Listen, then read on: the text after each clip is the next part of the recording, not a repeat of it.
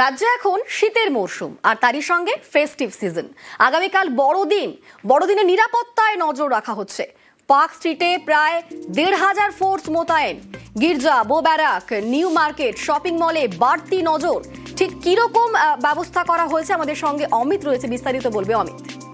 দেখো, বড়দিন উপলক্ষে কলকাতা পুলিশের তরফে শহর কলকাতার নিরাপত্তায় বিশেষ নজর বা বাড়তি নজরদারি কিন্তু শুরু হচ্ছে বিকেল থেকে।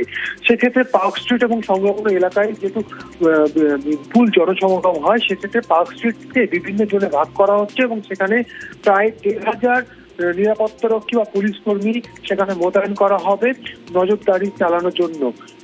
ডেপুটি কমিশনার র্যাঙ্কের অফিসার থেকে শুরু করে assistant commissioner, inspector, sub inspector, এই সমস্ত র্যাঙ্কের অফিসাররা যেমন সেখানে ডিউটিতে থাকবেন এবং একই সঙ্গে কলকাতা পুলিশের উইনার্স বাহিনী, অর্থাৎ মহিলাদের নিরাপত্তার জন্য যে বিশেষ উইনার্স বাহিনী রয়েছে তারাও কিন্তু সেখানে মোতায়েন করা হবে। এছাড়া বিভিন্ন জায়গায়, বিশেষ করে দর্শনীয় স্থান, শপিং মল, নিউ মার্কেটের মতো জায়গা, এই সমস্ত জায়গাতে তারা স্কুটিতে চেপে তারা নজরদারি বা টহলদারি চালাবে।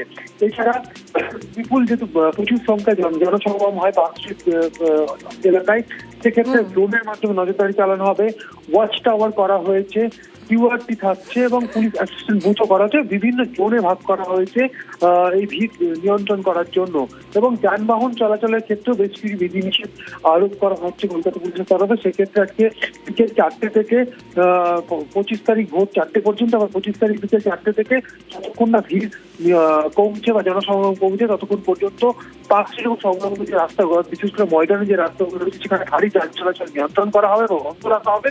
এছাড়া পার্ক স্ট্রিটে ভিড় যেমন থাকবে, ভিড়ের উপর বিবেচনা করে যান চলাচল নিয়ন্ত্রণ করা হতে পারে, তা কিন্তু তখনই সিদ্ধান্ত নেবে কর্তব্যরত যারা ট্রাফিক অফিসার যারা থাকবেন সেইভাবেই। বেশ, ধন্যবাদ অনু। বড়দিনের ট্রাফিক নিয়ন্ত্রণ ২৪শে ডিসেম্বর, ২৫শে ডিসেম্বর বিকেল ৪টে থেকে ভোর ৪টে পার্ক স্ট্রিট সংলগ্ন এলাকায় যান নিয়ন্ত্রণ।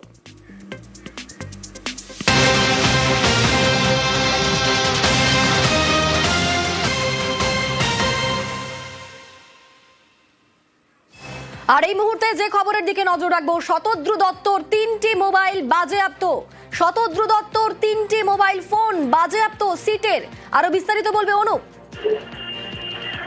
শতদ্রু দত্ত ৩টি মোবাইল ফোন ইতিমধ্যে বাজেয়াপ্ত করলো সিটের পক্ষ থেকে। শতদ্রু দত্ত যখন গ্রেপ্তার হয় সেক্ষেত্রে তার একটি মোবাইল ফোন কিন্তু বাজেয়াপ্ত করা হয়েছিল। সেই মোবাইল ফোন থেকে একাধিক তথ্য কিন্তু সংগ্রহ যেমন করা হয়েছিল, পরবর্তীতে তাকে জিজ্ঞাসাবাদে আরো দুটি কিন্তু মোবাইল ফোন তার আছে এবং এই ইভেন্টের কাজে ব্যবহার করা হয়েছিল এই তথ্য পায়। এরপরেই কিন্তু সিটের পক্ষ থেকে তার বাড়িতে যখন তল্লাশি অভিযান করা হয় সেখান থেকে কিন্তু এই দুটি মোবাইল ফোন বাজেয়াপ্ত করা হয়েছে। এই যে গোটা যে ঘটনায় সেক্ষেত্রে দেখা যাচ্ছে তার বাড়িতে তল্লাশি অভিযান, সেখানে একাধিক মোবাইল ফোন কিন্তু যেমন তথ্য পাওয়া যাচ্ছিল, সেক্ষেত্রে আরো দুটি মোবাইল, সব মিলিয়ে 3টি মোবাইল ফোন বাজেয়াপ্ত করা হয়েছে এবং সেই সমস্ত ইতিমধ্যেই খতিয়ে দেখা হচ্ছে এবং সেই মোবাইল থেকে তথ্য সংগ্রহ করার কাজ কিন্তু সিটের পক্ষ থেকে করা হচ্ছে, তাকে জিজ্ঞাসাবাদ প্রক্রিয়া করার পরবর্তী ক্ষেত্রে। বেশ, ধন্যবাদ অনু।